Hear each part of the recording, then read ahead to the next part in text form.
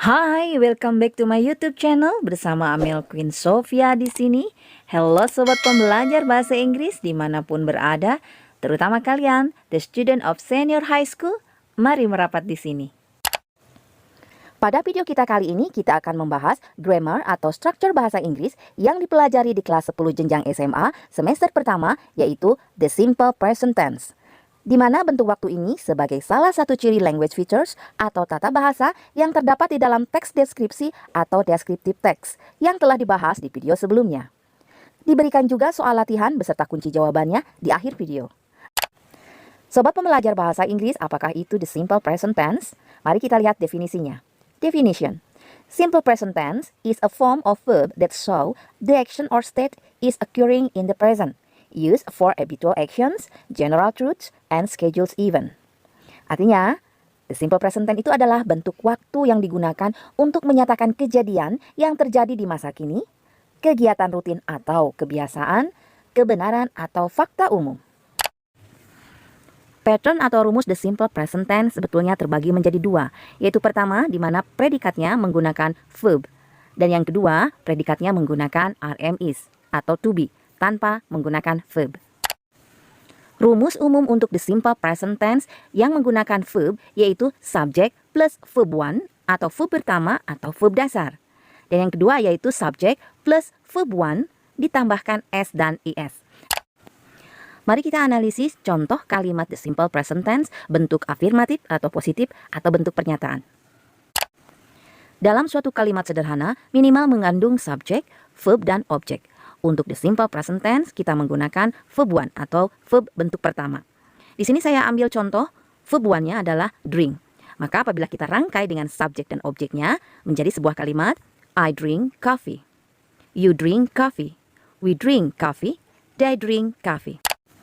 Untuk kelompok subjek he, she, it, apabila kita rangkai dengan verb dan objeknya, menjadi kalimat, he drinks coffee. She drinks coffee. Nah, fokus ke kata kerjanya, maka ada perbedaan. Untuk kelompok subjek are, you, we, they, maka kata kerjanya tetap. Tetapi untuk kelompok he, she, it, maka kata kerjanya ada penambahan s. Mari kita analisis pola kalimat the simple present tense bentuk negatif. Pada dasarnya untuk pola kalimat negatif, hanya tinggal menyisipkan auxiliary do not dan does not setelah subjek. Mari kita rangkai.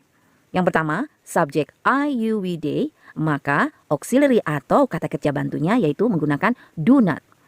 Kemudian tambahkan dengan verb one dan objek. Menjadi kalimat, I do not drink coffee. You do not drink coffee.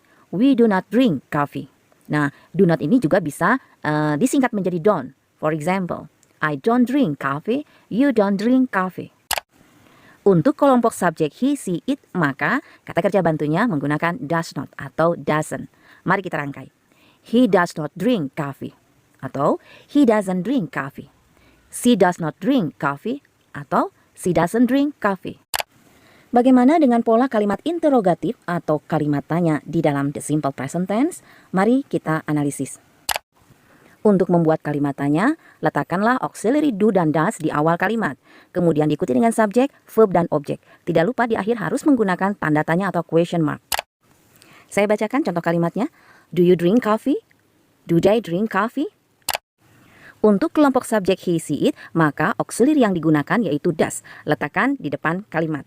Saya bacakan. Does she drink coffee? Does she drink coffee? Jenis pertanyaan ini disebut yes no question. Artinya ini adalah jenis pertanyaan yang hanya membutuhkan jawaban yes or no, ya dan tidak. Maka kalau kita terjemahkan ke dalam bahasa Indonesia mengandung arti apakah. Do you drink coffee? Apakah kamu minum kopi? Does she drink coffee? Apakah dia minum kopi? Bagaimana caranya menjawab pertanyaan yes no question? Mari kita simak kalimat berikut ini. Do you drink coffee? Yes, I do. No, I don't. Does he drink coffee? Yes, he does. No, he doesn't. Mari kita simpulkan pola the simple present tense menjadi 3 pola kalimat. Yang pertama, bentuk positif atau afirmatif. I drink coffee. Negatifnya, I don't drink coffee. Interrogatifnya, do you drink coffee? Yes, I do. No, I don't. Untuk kelompok subjek he, she, it, bentuk positif, he drinks coffee. Negatif, he doesn't drink coffee. Interrogatif, does he drink coffee? Yes, he does. No, he doesn't. Mari kita pelajari lebih dalam tentang perubahan verb atau perubahan kata kerja yang ada di dalam the simple present tense. Ada kalimat I drink, she drinks, she doesn't drink, I don't drink. Maka kita perlu tahu kata kerja manakah yang hanya ditambahkan s saja dan kata kerja manakah yang ditambahkan is. Baiklah, yang pertama ada kelompok kata kerja yang berakhiran ch, sh, s, x, z, dan o. Maka kata kerja tersebut ditambahkan is. For example, watch, watches, wash, washes, miss, misses, fix, fixes, buzz, buzzes, go, goes. Contoh kalimatnya, she watches on television every day. Nah, yang kedua adalah kelompok kata kerja yang biasanya ada akhiran e dan yang berakhiran konsonan, itu pada umumnya ditambahkan s saja. Contoh, take, takes, sit, sits, play, plays, read, reads, call, calls. Contoh kalimatnya, she takes 2 books. Saya garis bawahi hal-hal yang penting, yaitu dalam kalimat negatif dan interrogatif, semua verb atau kata kerja kembali ke bentuk pertama, yaitu ke verb 1. Jangan lupa juga contraction dari do not menjadi don't, does not menjadi doesn't. Nah, sekarang adalah pola kalimat the simple present tense yang dibentuk dari to be atau RM is. Perhatikanlah kalimat positif berikut ini. Ada subjek, ada to be, dan ada complement. Subjek I, maka to be-nya am, ditambah dengan komplement atau pelengkap. Pelengkap itu bisa berasal dari adjektif atau kata sifat, bisa berasal dari noun, kata benda, ataupun juga adverb, kata keterangan. Baik, misalnya saya ambil contoh dari pelengkapnya, itu dari adjektif, misalnya smart.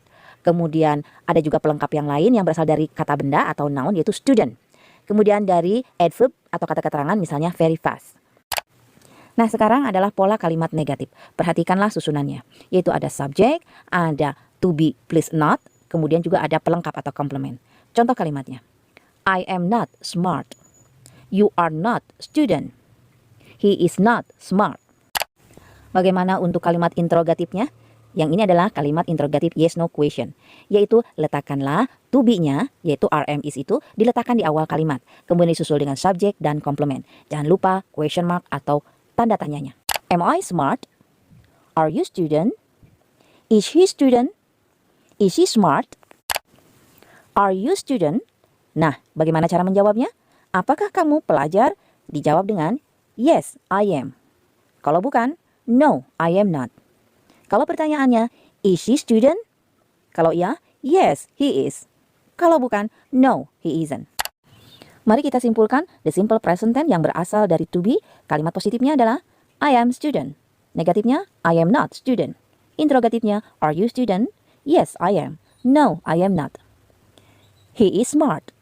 He isn't smart. Is he smart? Yes, he is. No, he isn't. Apakah fungsi dari the simple present tense? Kapan kita bisa menggunakan bentuk waktu the simple present tense? Yaitu yang pertama, the simple present tense untuk menyatakan kebiasaan atau habitual action. For example, he always goes to school on Monday. Dia selalu pergi ke sekolah setiap hari Senin. Kata always termasuk ke dalam adverb of frequency atau kata keterangan yang berhubungan dengan frekuensi.